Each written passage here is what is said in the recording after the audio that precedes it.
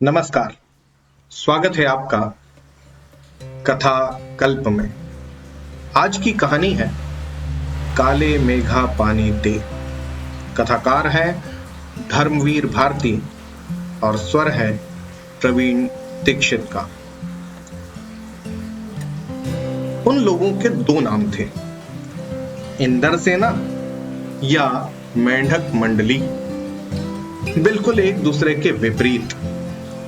जो लोग उनके नग्न स्वरूप शरीर, उनकी उछल कूद, उनके शोर शराबे और उनके कारण गली में होने वाले कीचड़ कांदों से चिढ़ते थे, वे उन्हें कहते थे मेंढक मंडली। उनकी अगवानी गलियों से होती थी। उनकी अगवानी गालियों से होती थी। ये होते थे 10-12 बरस से 16-18 बरस के लड़के। सांवला नंगा बदन, सिर्फ एक जांघिया या कभी कभी सिर्फ लंगोटी। एक जगह इकट्ठे होते थे। पहले जयकारा लगता था, बोल गंगा मैया की जय। जयकारा सुनते ही लोग सावधान हो जाते थे। स्त्रियां और लड़कियां छज्जे वारजे से झांकने लगती थी और यह विचित्र नंग धड़ंग टोली उछलती कूदती संवेद पुकार लगाती थी। काले मेघा पानी दे, गगरी फूटी बेल पियासा, पानी दे गुड़धानी दे, काले मेघा पानी दे, काले मेघा पानी दे। उछलते कूदते एक दूसरे को धकियाते ये लोग गली में किसी दुमहले मकान के सामने रुक जाते। पानी दे मैया, इंदर सेना आई है। और जिन घरों में आखिर जेठ या शुरू आषाढ़ के उन सूखे दिनों में पानी की कमी भी होती थी, जिन घरों के कुएं भी सूखे होते थे, उन घरों से भी सहेज कर रखे हुए पानी में से बाल्टी या घड़े भर भर कर उन बच्चों को सर से पैर तक तर कर दिया जाता था। ये भीगे बदन मिट्टी में लोट लगाते थे। पानी फेंकने से पैदा हुए कीचड़ में लथपथ हो जाते थे।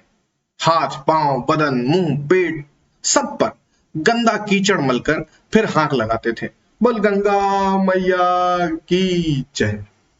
और फिर मंडली बांधकर उछलते कूदते अगले घर की ओर चल पड़ते, बादलों को टेरते। काले मेघा पानी दे। सचमुच ऐसे दिन होते जब गली मोहल्ला गांव शहर हर जगह लोग गर्मी में भुन भुन कर त्राहिमाम कर रहे होते।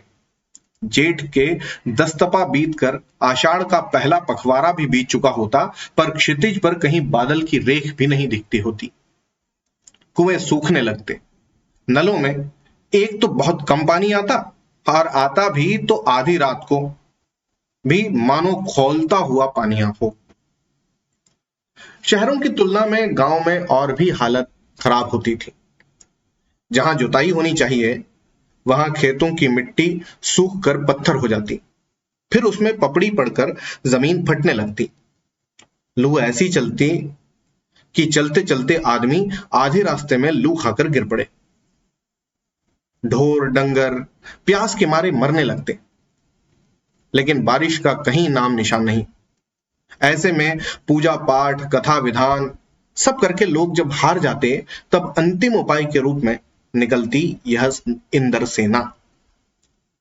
वर्षा के बादलों के स्वामी है इंद्र, और इंद्र की सेना टोली बांधकर कीचड़ में लथपथ निकलती, पुकारते हुए मेघों को, पानी मांगते हुए प्यासे गलों और सूखे खेतों के लिए। पानी की आशा पर जैसे सारा जीवन आकर टिक गया हो। बस एक बात मेरे समझ में नहीं आती थी कि जब चारों ओर पानी की इतनी कमी है, तो लोग घर में इतनी कठिनाई से इकट्ठा करके रखा हुआ पानी बाल्टी भर भर कर इन पर क्यों फेंकते हैं? कैसी निर्मम बर्बादी है पानी की। देश की कितनी क्षति होती है इस तरह के अंधविश्वासों से। कौन कहता है इन्हें इंद्र की सेना? अगर इंद्र महाराज से ये पानी दिलवा सकते हैं तो खुद अपने लिए पानी क्यों नहीं मांग लेते? क्यों मोहल्ले भर का पानी नष्ट करवाते घूमते हैं? नहीं, ये सब पाखंड है, अंधविश्वास है, ऐसे ही अंधविश्वासों के कारण हम अंग्रेजों से पिछड़ गए और गुलाम हो गए। मैं असल में था तो इन्हीं मेंढक मंडली वालों की उम्र का, पर कुछ तो बचपन के आर्य समाजी संस्कार थे और एक कुमार सुधार सभा कायम हुई थी, उसका उपमंत्री बना दिया गया था। सो समाज सुधार का जोश कुछ ज्यादा ही था। अंधविश्वासों के खिलाफ तो तर्कस में तीर रखकर घूमता था, मगर मुश्किल यह थी कि मुझे अपने बचपन में जिससे सबसे ज्यादा प्यार मिला वे थी जीजी। यूं मेरी रिश्ते में कोई नहीं थी, उम्र में मेरी मां से भी बड़ी थी, पर अपने लड़के बहू सबको छोड़कर उनके प्राण मुझी में बसते थे। और वे थीं उन तमाम रीति रिवाजों, तीज त्योहारों, पूजा अनुष्ठानों की खान जिन्हें कुमार सुधार सभा का यह उपमंत्री अंधविश्वास कहता था और उन्हें जड़ से उखाड़ फेंकना चाहता था। पर मुश्किल यह थी कि उनका कोई पूजा विधान, कोई त्योहार अनुष्ठान मेरे बिना पूरा नहीं होता था। दिवाली है तो गोबर और कोड़ियों से गोवर्धन और सतिया बनाने में लगा हूं। जन्माष्टमी है तो रोज 8 दिन की झांकी तक को सजाने और पंजीरी बांटने में लगा हूं। हर छठ है तो छोटी रंगीन कुल्हियों में भूजा भर रहा हूं। किसी में भुना चना, किसी में भुनी मटर, किसी में भुने अरवा चावल, किसी में भुना गेहूं। जीजी यह सब मेरे हाथों से कराती ताकि उनका पुण्य मुझे मिले, केवल मुझे। लेकिन इस बार मैंने साफ इनकार कर दिया। नहीं फेंकना है मुझे बाल्टी भर भर कर पानी इस गंदी मेंढक मंडली पर। जब जीजी बाल्टी भरकर पानी ले गई, उनके बूढ़े पांव डगमगा रहे थे, हाथ कांप रहे थे। तब भी मैं अलग मुंह फुलाए खड़ा रहा। शाम को उन्होंने लड्डू मठरी खाने को दिए तो मैंने उन्हें हाथ से अलग खिसका दिया, मुंह फेर कर बैठ गया। जीजी से बोला भी नहीं। पहले वे भी तमतमाई, लेकिन ज्यादा देर तक उनसे गुस्सा नहीं रहा गया। पास आकर मेरा सिर अपनी गोदी में लेकर बोली, देख भैया, रूठ मत, मेरी बात सुन। यह सब अंधविश्वास नहीं है। हम इन्हें पानी नहीं देंगे तो इंद्र भगवान हमें पानी कैसे देंगे? मैं कुछ नहीं बोला। फिर जीजी बोली, तू इसे पानी की बर्बादी समझता है, पर यह बर्बादी नहीं है। यह पानी का अर्घ्य चढ़ाते हैं। जो चीज मनुष्य पाना चाहता है उसे पहले देगा नहीं तो पाएगा कैसे? इसीलिए ऋषि मुनियों ने दान को सबसे ऊंचा स्थान दिया है। ऋषि मुनियों को काहे बदनाम करती हो जीजी? क्या उन्होंने कहा था कि जब आदमी बूंद बूंद पानी को तरसे तब पानी कीचड़ में बहाओ? कुछ देर चुप रही जीजी। फिर मठरी मेरे मुंह में डालती हुई बोली, देख, बिना त्याग के दान नहीं होता। अगर तेरे पास लाखों करोड़ों रुपए हैं और उसमें से तू 2-4 रुपए किसी को दे दे तो क्या यह त्याग हुआ?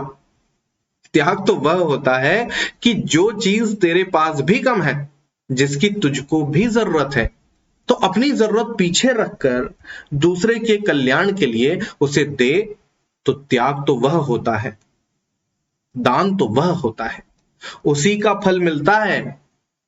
फल वल कुछ नहीं मिलता, सब ढकोसला है। मैंने कहा तो पर कहीं मेरे तर्कों का किला पस्त होने लगा था, मगर मैं भी जिद पर अड़ा था। फिर जीजी बोली, देख, तू तो अभी से पढ़ लिख गया है। मैंने तो गांव के मदरसे का मुंह तक नहीं देखा, पर एक बात देखी है कि अगर 30-40 मन गेहूं उगाना है तो किसान 5-6 सेर अच्छा गेहूं अपने पास से लेकर जमीन में क्यारियां बनाकर फेंक देता है। उसे बुआई कहते हैं। यह जो सूखे हम अपने घर का पानी इन पर फेंकते हैं, वह भी बुआई है। यह पानी गली में बोएंगे तो सारे शहर, कस्बा, गांव पर पानी वाले बादल की फसल आ जाएगी। और हम बीज बनाकर पानी दे देते हैं, फिर काले मेघा से पानी मांगते हैं।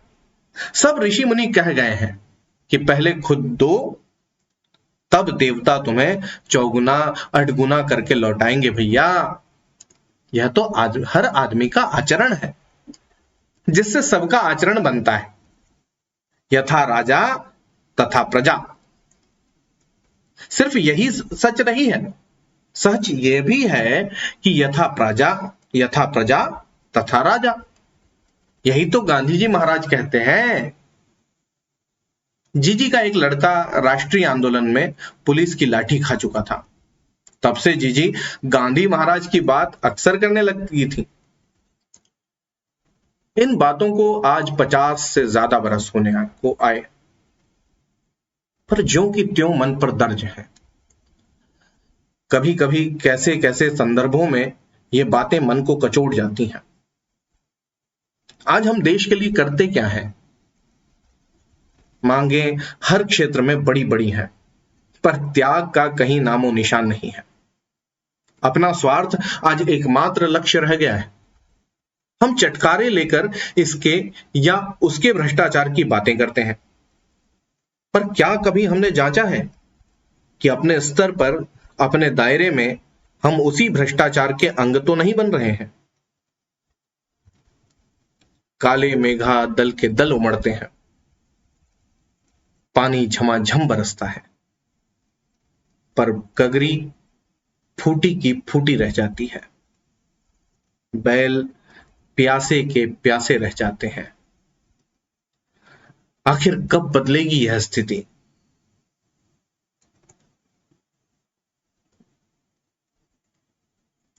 तो ये थी आज की कहानी, जिसके लेखक थे धर्मवीर भारती। धर्मवीर भारती जी के कई ऐसे उपन्यास हैं जो मेरे दिल के बहुत करीब हैं। भविष्य में जरूर आपके लिए लेकर आऊंगा। आज की कहानी को यहीं देते हैं विराम। होगी अगली कहानी में फिर मुलाकात। तब तक के लिए बहुत बहुत धन्यवाद।